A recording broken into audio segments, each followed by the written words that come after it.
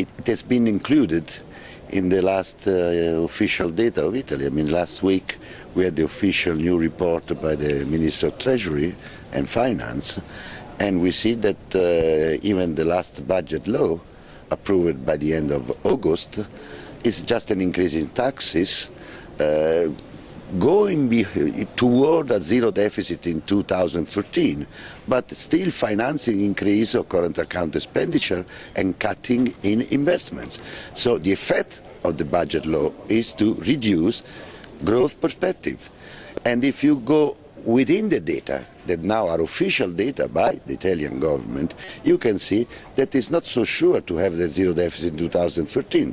More or less, in 2013, the Italian budget we still have something like 20 billion euro of deficit, which is 1.1, 1.2, as the IMF estimated, which is not a tragedy, but is not zero. Structural reforms, you know, whatever has been written in the letter by the European Central Bank, which is structural reforms in terms of pensions, in terms of the health system, cutting down government expenditure and not continuing to finance increase in government expenditure, and then you can have structural reforms in terms also in modernization, infrastructure, liberalization, privatization. This is the only way.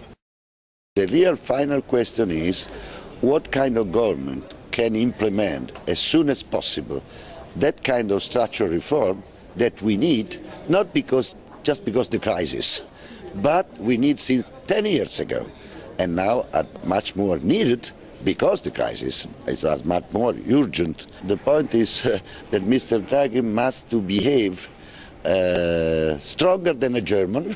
He cannot show to be a little lighter with respect to Italy, and on the same time he has to behave to have a stronger euro, not in terms of an appreciated euro or over-evaluated euro, stronger in perspective, maybe even letting euro devaluate a little bit to help European growth.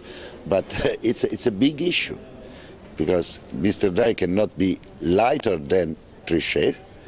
He must be as strong as Trichet. On the other side, he has to, in some way, be careful not to let the European and the Euro system being destroyed by different single countries' crises.